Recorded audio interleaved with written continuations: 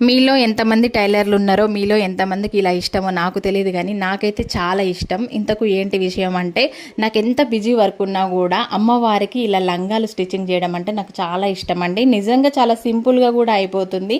ఇంక ఈ 9 రోజులు అమ్మవారికి ఇలా లంగా ఓని కూడా వస్తుంది. దీనికి ఇలా స్టిచ్చింగ్ చేయడం అనేది నా అదృష్టంగానే భావిస్తాను నేనైతే. ఇంక ఈరోజు నవరాత్రుల్లో 2వ రోజు కాబట్టి గాయత్రీదేవి రూపం అమ్మవారికి పింక్ కలర్ చీర కట్టిస్తారు కాబట్టి నేను కూడా పింక్ కలర్ పట్టు లంగా ఓని అయితే అమ్మవారికి పూజ టైం అవుతుంది కాబట్టి స్టిచ్చింగ్ చేసి అయితే పంపిస్తున్నాను అనమాట. ఇంకా అమ్మవారికి ఇంత చిన్నది ఏందని అనుకోవద్దు. కింద మనం అభిషేకం చేసే అమ్మవారు ఉంటుంది కదా, ఆ అమ్మవారి కోసం నేను తయారు చేసి పంపిస్తున్నాను అనమాట. నిజంగా నాకు చాలా ఇష్టం అండి ఇలా అమ్మవార్లకి ఇలా స్టిచ్చింగ్ చేసి ఇవ్వడం అనేది.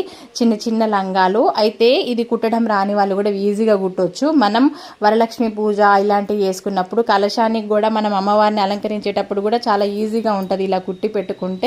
మొత్తానికైతే స్టిచ్చింగ్ చేసి స్వాములకు ఇచ్చేసిన. వీడియో నచ్చితే లైక్, షేర్, సబ్స్క్రైబ్. బాయ్.